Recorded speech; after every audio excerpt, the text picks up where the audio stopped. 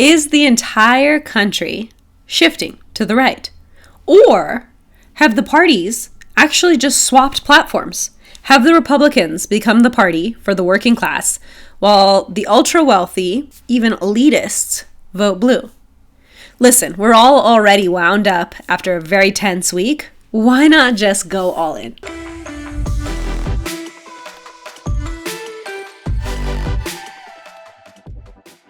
Welcome to Trump's world. That was the cover of The Economist issue that came out yesterday.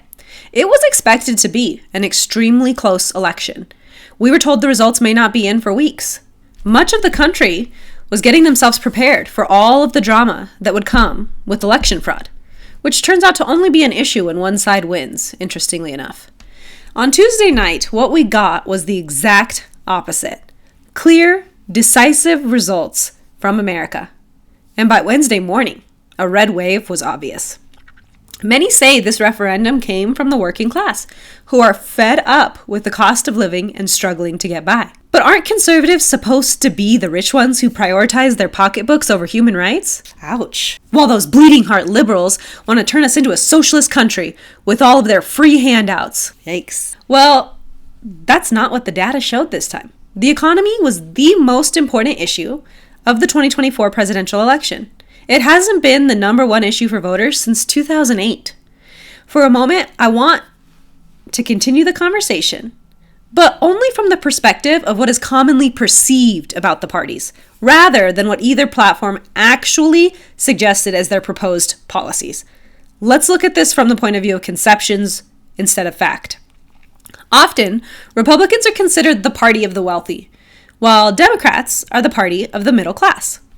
As a young, proud, I know everything and no one can tell me anything different 22-year-old who once was a liberal, I was often told, just wait till you make more money and then you're going to vote conservative. As you guys know, last year, for personal reasons, I became obsessed with the tax code for my own personal finance.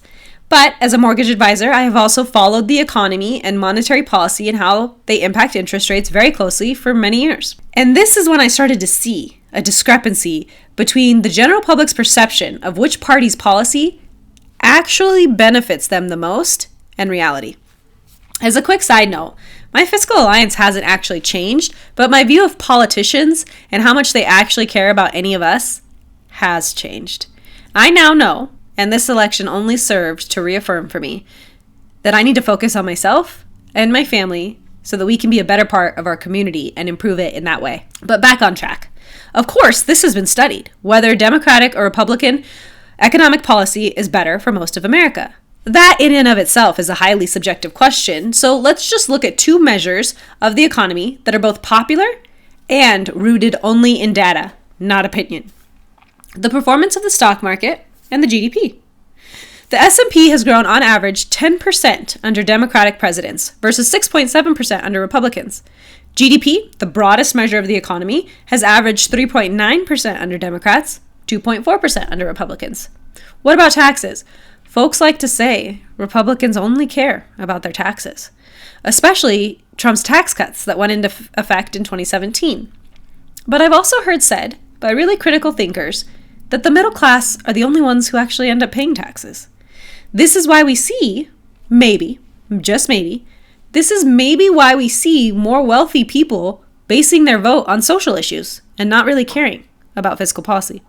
The rich know how to avoid taxes, like Trump himself. This is pure speculation, but I find that the general public focuses on tax brackets and percentages.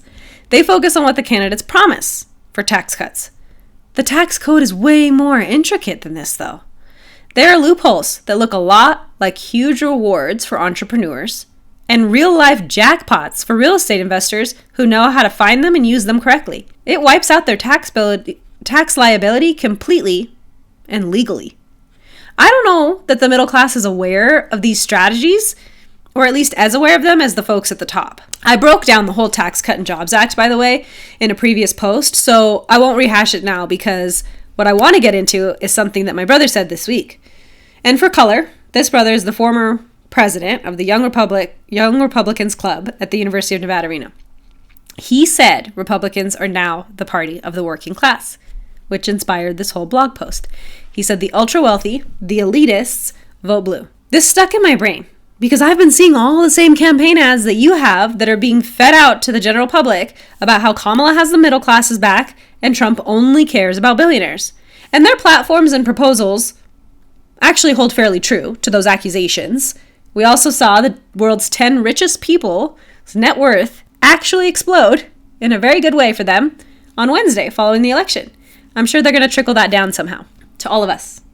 But I have to admit, I have also noticed how more and more wealthy people vote blue. So my speculation might be onto something. Over the last 15 years, the Democratic Party has also seen some pretty big shifts demographically.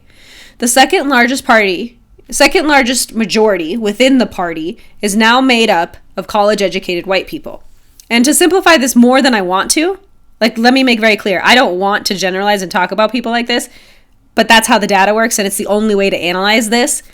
The party used to be predominantly working-class white people, and then all of us minorities. That might be changing now, especially when a Republican can come along and capitalize on the fact that the Democrats were taking for granted the minority vote. Let's break this down. A win for Harris would have needed women to really show up and turn out. She did get 53% of the female vote, but that wasn't the kind of majority she needed, especially if the bottom was going to completely fall out with Latino voters. Hispanics switched to Trump by 25 percentage points. They aren't, it seems, into identitarian politics anymore. And as the population grows, less and less of the Hispanic vote is foreign-born. So that might have an impact on how things are changing. An interesting note is that Harris couldn't keep up with Biden's popularity among Latino voters, but neither could Hillary Clinton. She also underperformed with this population. Then, Harris was not the black Obama, the female Barack Obama. When comparing these results with the 2020 election results, it was Trump, not Harris, who picked up support amongst black voters. Harris secured 80% of the black vote. That is a lot. That is a big majority. But it is a full 10% less than Biden did. Trump, on the other hand, has been on a different trajectory with this population. In 2016, he got 8% of their vote. 2020, 12%. 2024, 20%. I will point out that George W. Bush also captured 20% of the black vote. So this particular stat is not necessarily indicative of a shift within the party. Now let's talk about the price of eggs. Trump's victory isn't a conspiracy. This election at least spared us the drama of wondering where our country stands. It is truly clear. But does his victory boil down to just the price of eggs? Across all demographics, voters were fed up with the economy. They may not understand the tax code in the slightest, but they know. They could tell you exactly what they spent on milk and eggs last Sunday when they got groceries. And they can tell you exactly what the gas cost when they filled up on their way home. So maybe they don't care who created inflation. Maybe they don't care that it's normalizing. Wages are up, income levels are rising, but they don't feel it.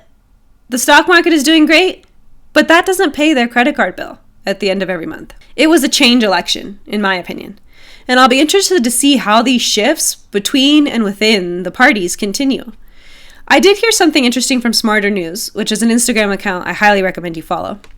There's never-ending talk about how divided we are as a country, how polarized we are. Couldn't we shift our perspectives and instead say, look how balanced we are? No matter what your opinion is, you're represented 50-50 up there on Capitol Hill. Now, granted, after this election, it's not as even anymore, and I know that that feels very discomforting to many. I will just say I think both Biden and Harris's remarks after the results came in rang really true, remarkably true. You can't only love your country when you win. So, to wrap this up by talking about interest rates, because that's probably what you came here for today. It's been a bumpy road. It's been tough for us. But this week, the Fed did cut 25 basis points, and that did bring us some relief in mortgage bonds. I think the Fed is going to be in a tricky position going forward, managing a rate-cutting cycle against new inflation fears following the election. But I kind of am out of time here now. So I broke it all down this week on property pursuits, and I'll link the episode for you.